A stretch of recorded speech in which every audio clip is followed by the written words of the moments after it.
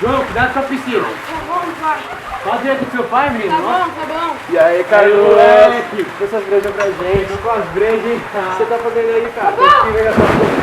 Eu falei pra tomar cuidado com a piscina, cara. Tô vendo aqui a foto do Guarujá, no novo. Se liga. Caramba, fica bem demais esse dia. Ficou muito louco, hein? Puta, mas salvar essa porra, tá demorando muito. Demorando muito. Suave.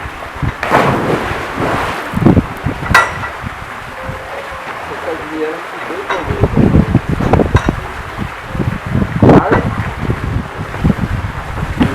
Tá. Bom. Oi, gente, eu cheguei. Cadê vocês? Gente, olha que paisagem linda, mas é de pobre essa casa, né?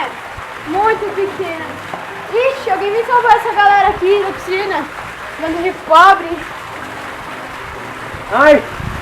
Filho, por favor, cadê você? Ai, socorro, polícia, exército, alguém! Vem salvar! Deixa que eu vou salvar, eu vou salvar, eu vou salvar, eu vou salvar, eu vou salvar, eu vou salvar, eu vou salvar, eu vou salvar, eu vou salvar.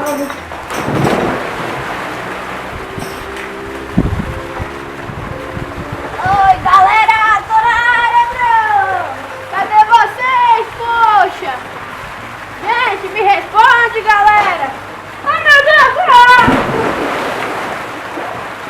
Ah, não acredito!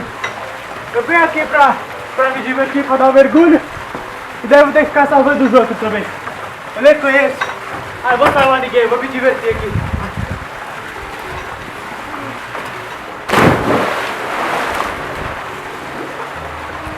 Alguém ligou pro exército aí, tio? Pode deixar que eu salvo geral, tio. Se liga nessa aí.